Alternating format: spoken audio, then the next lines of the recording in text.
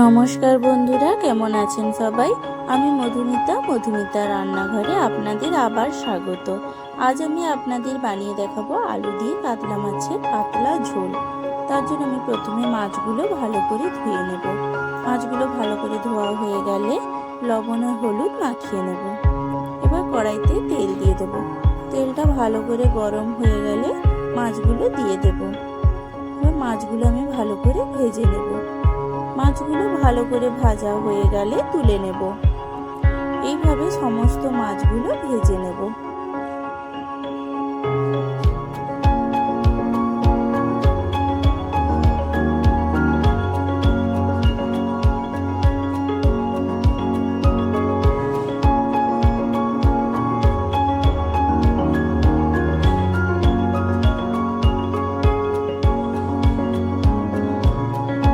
সব মাছগুলো ভালো করে ভাজা হয়ে গেলে তুলে নেব।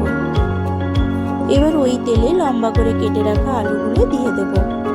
এবার পরিমাণ মতো লবণ আর হলুদ গুঁড়ো দিয়ে আলুগুলো ভালো করে ভেজে নেব।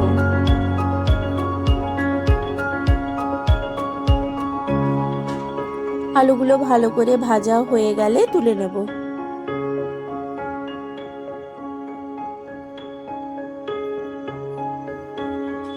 এবার কড়াইতে তেল দিয়ে কালো জিরে দিয়ে দেব। পেঁয়াজ কুচি দিয়ে দেব। পেঁয়াজটা এবার হালকা ভেজে নেব। পেঁয়াজটা হালকা ভাজা হয়ে গেলে চেরা কাঁচা লঙ্কা দিয়ে দেব।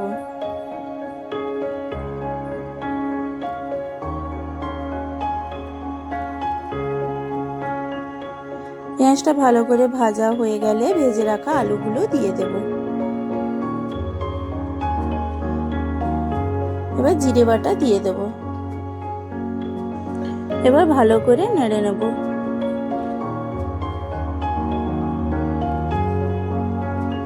পরিমাণ মতো হলুদ গুঁড়ো দিয়ে একটু নেড়ে জল দিয়ে দেব।